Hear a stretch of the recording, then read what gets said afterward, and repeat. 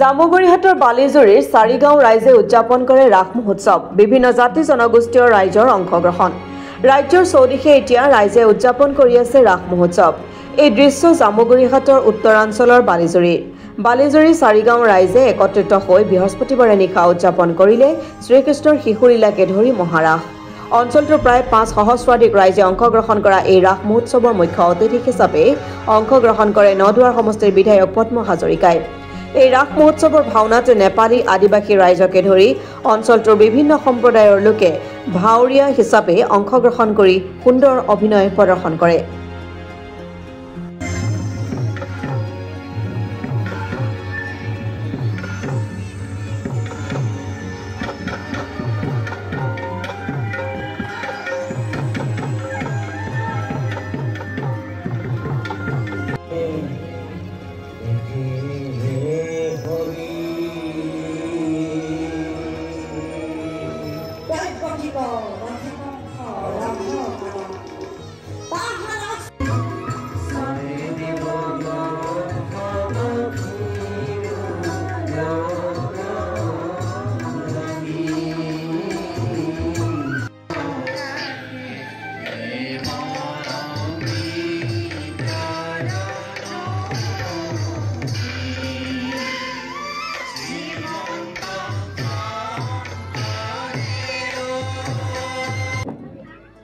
অসম অৰুণাচল সীমান্ত এই বালিজুৰি অঞ্চলত চাৰিগাঁও যুৱ সংঘই মিলি যি ৰাস মহোৎসৱৰ আয়োজন কৰিছে আৰু ইয়াতে আমাৰ বিষ্ণুপুৰৰ ৰাইজৰ আতিথ্যত প্ৰথমবাৰৰ কাৰণে এনেকৈ চাৰিগাঁও সংগঠন মিলি পেলাই ইয়াত ৰাস মহোৎসৱ উদযাপন কৰিছে যুৱ সংঘই।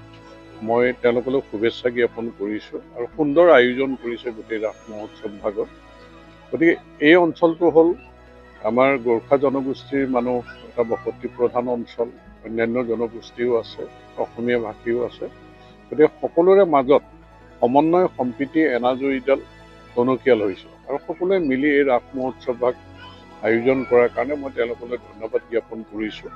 ৰাসৰ জৰিয়তে যিটো বাৰ্তা যে দুষ্কৃতিৰ প্ৰতীক শংখচূড়ক আঁতৰাই কৃষ্ণ সংস্কৃতিৰ জৰিয়তে বা কেনেকৈ গোপীসকলক সুৰক্ষা কৃষ্ণই দিছিলে, কেনেধৰণে শান্তি প্ৰতিষ্ঠা কৰিছিলে, এতিয়া সমাজত আমি সেইকাৰণে ৰাসৰ প্ৰাসংগিকতাটো দিনে দিনে বাঢ়িছে। মানুহে বিচাৰিছে একতা, মানুহে বিচাৰিছে সংস্কাৰ, মানুহে বিচাৰিছে সুৰক্ষা, মানুহে বিচাৰিছে শান্তি, মানুহে বিচাৰিছে প্ৰগতি। গতিকে আমাৰ মাজত ঐক্য সংহতি সুদৃঢ় কৰি অসমখনত আমি যাতে সকলোৱে মিলিজুলি থাকিব পাৰোঁ, তাৰ জৰিয়তেই কৃষ্ণ সংস্কৃতিৰ জৰিয়তেই যাতে আমি আগবাঢ়ি যাওঁ আধ্যাত্মিক এক পৰিৱেশৰ মাজেৰে।